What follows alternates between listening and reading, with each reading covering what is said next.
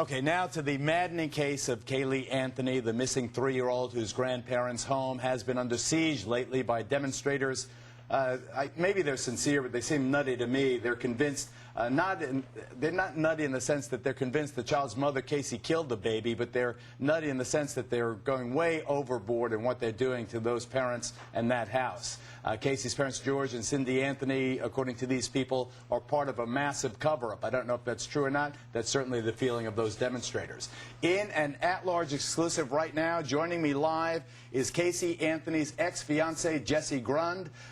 Jessie, welcome, first of all. Thank you very much. Good to see you, man. I appreciate it. All right, I want Jessie and all of us to listen to this tape of his former fiancée's interrogation. Listen. We want the truth. And we want to find your daughter as much as you do. And I don't think you're a monster or anything like that. I think you might have some pressures in your life.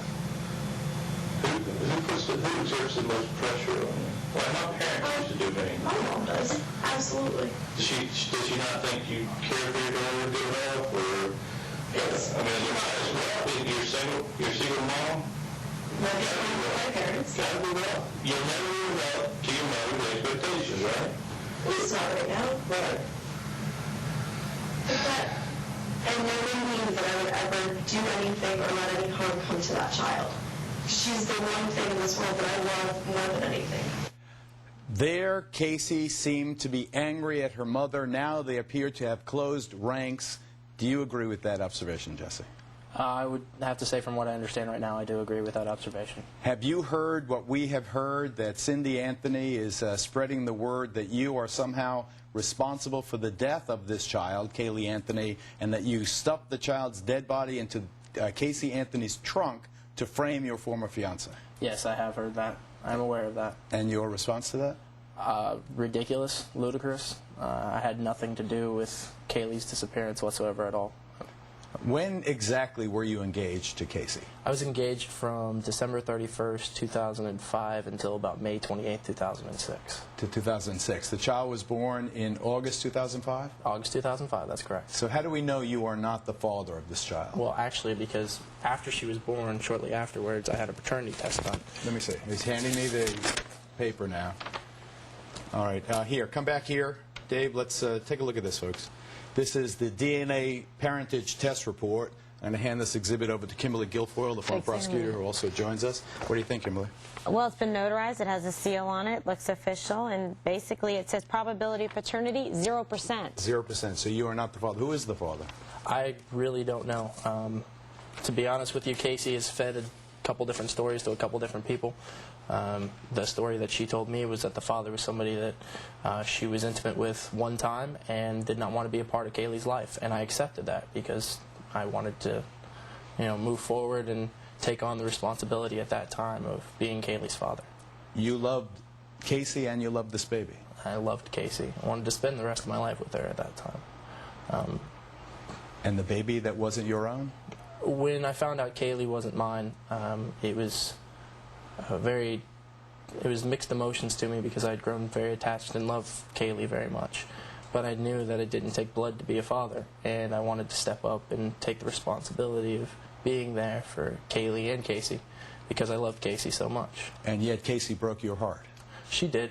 She did. It came to the end of things, and it just suddenly got very jumbled, and she ended up breaking off the engagement with me. Okay, I want to see Jessie now. We've seen enough of those photographs. Let me see Jessie live now. Do you think that Casey Anthony killed Caylee? From what I've seen from Casey's behavior, it's hard for me to actually see the fact that seeing her do that intentionally to Caylee. I just, knowing Casey, I just can't see it. Knowing the side of her that I know, obviously, it's come out that there's different sides and different faces to Casey that we did not know about before.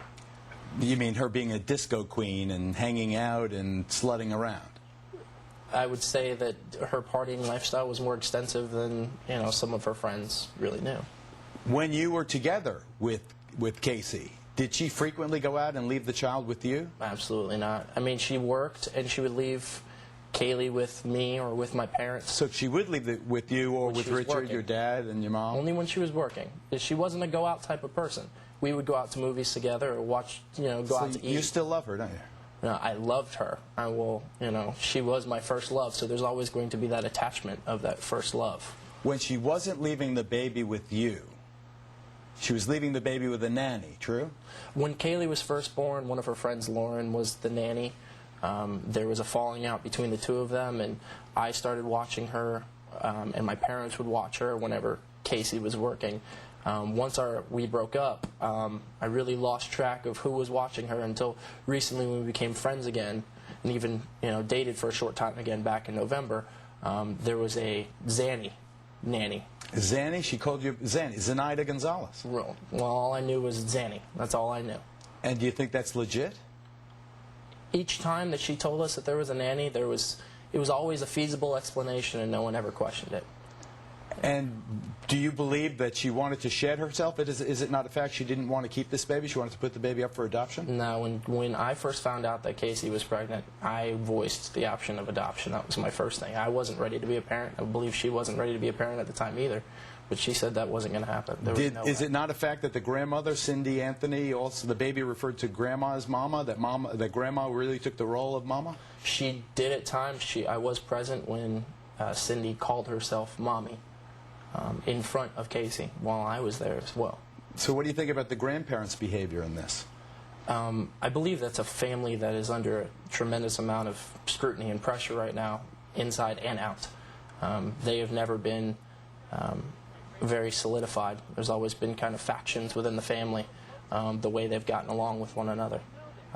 At this time, the way that they are behaving, I don't know what a good way to behave in this situation is. But do you, in your heart of hearts, believe this child to be alive?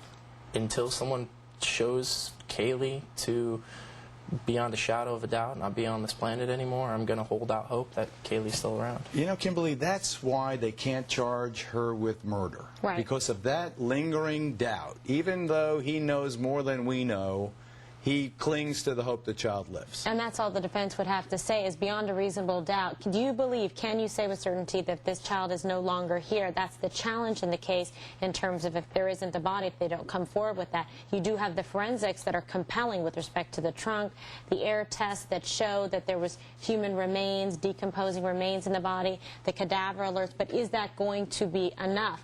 And I think we know right now the answer is no, because they haven't come forward with any other evidence since then. Did Casey ever tell you about this crowd she was hanging around with at the Fusion nightclub and the other clubs? Did she ever complain that they were sleazy characters or cowboys? No, she never complained about them whatsoever at all. She spent a lot of time with Tony. She actually introduced me to Tony at one point.